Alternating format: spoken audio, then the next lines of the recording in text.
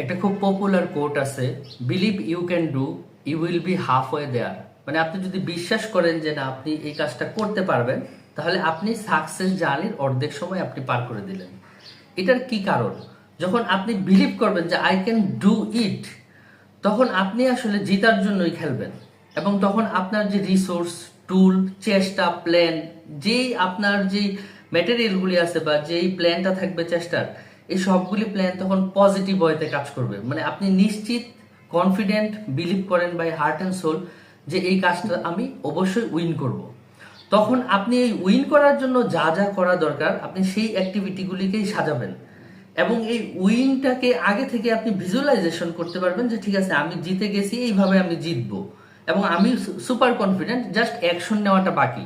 তখন ওই অ্যাকশনটাও পজিটিভ হবে এবং পজিটিভ অ্যাকশন পজিটিভ রেজাল্ট নিয়ে আসে। আর যদি ওই বিলিফটা না থাকে তাহলে ওই প্ল্যানটা একটু কনফিউজিং হবে। আচ্ছা ঠিক আছে, দেখি পারি কিনা, চেষ্টা করে দেখি, নাও হইতে পারে, হইলে ভালো, না হইলে নাই।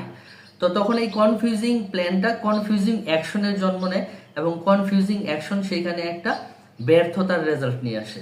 সুতরাং কেউ যদি বিলিভ করে সে অবশ্যই কাজটা করতে পারবে, তার পুরো প্ল্যান এবং অ্যাকশন পুরাটাই আসলে রেজাল্ট ওরিয়েন্টেড হয় এবং সে সাকসেসফুল হয়।